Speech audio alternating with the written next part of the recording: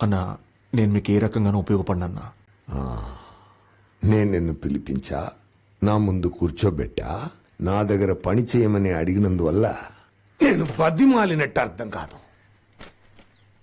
నువ్వు ఏం చేయాలని నేను నీకు చెప్తున్నా, నా దగ్గర పని చెయ్యమని నేను చెప్తున్నా. అర్థమైందా నీకు? అన్నా దొరన్నను నేను చంపలేదు. అవునయ్యా, నీ చంపలేదా? ఒకవేళ దొరన్నను చంపింది నేనే అయితే ఆయన్ని చంపి నాకు మిమ్మల్ని చంపడానికి ఎంతసేపు అన్నా?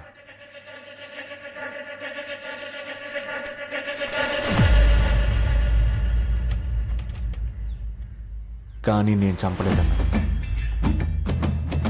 నేను బయలుదేరతాను.